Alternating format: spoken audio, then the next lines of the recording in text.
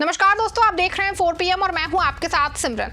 दोस्तों, संसद में अमित शाह की ओर से पेश किए गए 130वें संशोधन बिल पे एक दो नहीं बल्कि 10-10 सीएम की कुर्सी पे खतरा मंडरा रहा है। बड़ी खबर निकल के सामने आ रही है कि पूरे मामले पे एक ताजा रिपोर्ट आई है जिसने हड़कंप मचा दिया है। रिपोर्ट में बताया गया है कि 40% सीएम पे सीधे कार्रवाई हो सकती है और इसमें सबसे अहम बात यह है कि इस बिल में एनडीए सरकार की सबसे बड़ी बैसाखी चंद्रबाबू नायडू का भी नाम है। ऐसे में इस रिपोर्ट के आते ही जहां एक और सियासी सरगर्मियां बढ़ गई हैं, वहीं दूसरी ओर एक बार फिर से चंद्रबाबू निशाने पे आ गए हैं।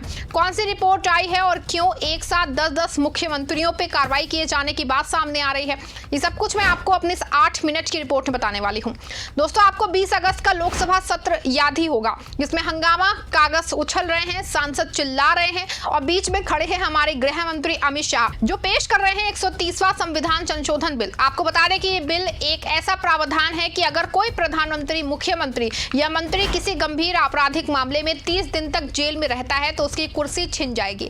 गंभीर मामले मतलब कि जिसमें सजा 5 साल या उससे ज्यादा हो सकती है, यानी भ्रष्टाचार, मनी लॉन्ड्रिंग, हत्या या कोई बड़ा क्रिमिनल केस। अब सोचिए, अगर कोई सीएम या पीएम 30 दिन जेल में है तो 31वें दिन उसका पद अपने आप खत्म, चाहे वो दोषी साबित हुआ या नहीं हुआ, बस जेल में 30 दिन गुजरे और कुर्सी गई। ये नियम सिर्फ केंद्र के लिए नहीं, राज्यों और केंद्र शासित प्रदेशों के लिए भी लागू होगा। जम्मू कश्मीर और दिल्ली जैसे केंद्र शासित प्रदेशों के लिए अलग अलग बिल लाए गए हैं। कहा जा रहा है कि मकसद वही है कि कुर्सी छीनो, सत्ता हथियाओ। और दूसरी ओर हालत यह है कि अमित शाह कह रहे हैं कि यह बिल नैतिकता के लिए है। सवाल यह है कि कैसी नैतिकता है, लेकिन इस बीच बड़ा धमाका हुआ है, वो धमाका जिसने बीजेपी की नींद उड़ा दी है। एडीआर यानी कि एसोसिएशन फॉर डेमोक्रेटिक रिफॉर्म्स ने एक ऐसी रिपोर्ट जारी की है जिसने पूरे देश को हिला के रख दिया है। इस रिपोर्ट के मुताबिक देश के 31 में से 12 मौजूदा मुख्यमंत्रियों पे गंभीर आपराधिक मामले दर्ज है, यानी 40% सीएम और हर चौथा सीएम ऐसे केस में फंसा है जिसमें सजा 5 साल या उससे ज्यादा हो सकती है। लेकिन इस लिस्ट में तीसरे नंबर पे है बीजेपी के खास सहयोगी आंध्र प्रदेश के सीएम चंद्रबाबू नायडू। जी हां, वही नायडू जो एनडीए के बड़े सिपाही हैं और जिनके बिना बीजेपी की केंद्र में सरकार टिकना मुश्किल है। नायडू में भ्रष्टाचार और मनी लॉन्ड्रिंग जैसे गंभीर मामले दर्ज हैं और अगर ये बिल पास हो जाता है तो उनकी कुर्सी पे सबसे पहले तलवार लटक सकती है। एटीआर की रिपोर्ट ने साफ कह दिया है कि अगर ये बिल कानून बनता है तो देश के 10 से ज्यादा सीएम की कुर्सी खतरे में है। लेकिन सवाल ये है कि क्या ये बिल वाकई भ्रष्टाचार रोकने के लिए है या फिर ये बीजेपी का एक और हथियार है जिससे वो विपक्ष को तोड़ने के साथ साथ अपने सहयोगियों को भी कंट्रोल में रखें। आपको बता दें कि एक और रिपोर्ट आई है तो वहीं दूसरी ओर बिहार के फायर ब्रांड नेता तेजस्वी यादव की बिल पेश होने वाले दिन का बयान अचानक सच हो गया है। तेजस्वी ने इस बिल पे खुल करके बीजेपी को ललकारा है। उनका कहना है कि 130वां संविधान संशोधन बिल सिर्फ और सिर्फ नीतीश कुमार और चंद्रबाबू नायडू को टारगेट करने के लिए लाया गया है। तेजस्वी का दावा है कि बीजेपी अपने सहयोगियों को डराने और कंट्रोल करने के लिए यह हथकंडा अपना रही है और आज जब उनकी रिपोर्ट आई तो तेजस्वी की बात सही साबित हुई। सोचिए, क्या तेजस्वी का दावा गलत है? नीतीश कुमार पे पहले भी भ्रष्टाचार के कई आरोप लग चुके हैं, उनके खिलाफ लैंड स्कैम और अन्य मामलों में जांच चल रही है और नायडू उनके खिलाफ तो स्किल डेवलपमेंट स्कैम, ईडी और सीबीआई पहले से ही एक्टिव है। अगर ये बिल पास हो जाता है और इसमें से कोई भी 30 दिन जेल में रहता है तो उसकी कुर्सी तो गई। आपको बता दें कि एडीआर और नेशनल इलेक्शन वॉच की रिपोर्ट के अनुसार देश में 10 मुख्यमंत्रियों के खिलाफ हत्या के प्रयास, अपहरण, रिश्वतखोरी और आपराधिक धमकी जैसे गंभीर अपराधों का आरोप है।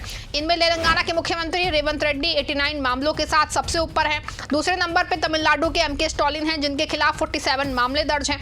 आंध्र प्रदेश के मुख्यमंत्री चंद्रबाबू नायडू के खिलाफ 19 मामले, कर्नाटक के मुख्यमंत्री सिद्धारमैया के खिलाफ 13 मामले और झारखंड के मुख्यमंत्री हेमंत सोरेन के खिलाफ 5 मामले दर्ज हैं।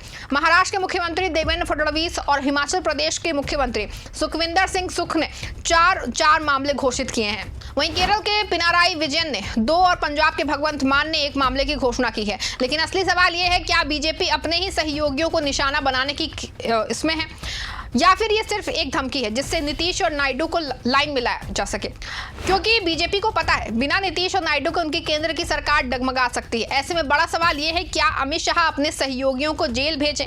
वैसे भी रेवंत रेड्डी और स्टालिन तो बीजेपी के विरोधी पार्टी के हैं, उनकी कुर्सी जाने में टाइम तो नहीं लगेगा, लेकिन नायडू पे तकरार बढ़ सकती है। ऐसे में बड़ा सवाल ये है कि क्या ये बिल सिर्फ एक डराने की रणनीति है? क्योंकि अगर नायडू की कुर्सी गई तो आंध्र में बीजेपी का गठबंधन भी खतरे में पड़ सकता है, लेकिन बीजेपी को शायद इसकी परवाह नहीं। आपको बता दें कि विपक्ष का कहना है कि ये बिल बीजेपी की तानाशाही का नया हथियार है।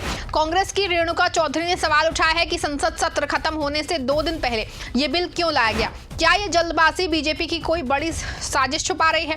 अमित शाह साहब, आप तो कह रहे हैं कि ये बिल नैतिकता के लिए है, लेकिन क्या ये वही नैतिकता है जिसके तहत आपने 2010 में सोहराबुद्दीन के इसमें गिरफ्तारी से पहले इस्तीफा दे दिया था? तो फिर अब आप दूसरों पे नैतिकता का पाठ क्यों पढ़ा रहे हैं? या फिर ये आपका पुराना तरीका है, पहले जेल भेजो फिर नैतिकता की बात करो? पूरे मामले में विपक्ष का डर जायज है, क्योंकि बीजेपी की केंद्र सरकार के पास ईडी, सीबीआई जैसी ताकतवर एजेंसियां हैं। उनका दुरुपयोग विपक्षी नेताओं को जेल भेजने के लिए पहले भी हो चुका है। अरविंद केजरीवाल, हेमंत सोरेन, मनीष सिसोदिया ने ये लिस्ट में हैं, और अब इस बिल के जरिए बीजेपी को एक और हथियार मिल जाएगा, जिससे वो किसी भी सीएम को 30 दिन में हटा सकती है। ऐसे में साफ है कि अमित शाह और बीजेपी चाहते हैं कि सत्ता सिर्फ उनके हाथ में रहे, लेकिन जनता सब देख रही है, जनता जानती है कि नैतिकता का नाटक सिर्फ सत्ता की भूख को छिपाने के लिए है। साथ ही पूरे मामले में तेजस्वी यादव का दावा अब सच साबित हो रहा है। एडीआर की रिपोर्ट ने साफ कर दिया है कि जो लिस्ट है उसमें नायडू का भी नाम है।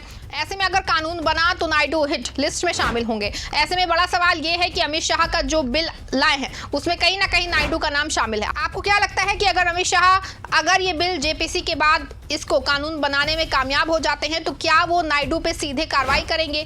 क्या ये बिल सिर्फ मोदी सरकार अपनी सत्ता को बचाने के लिए लाई है?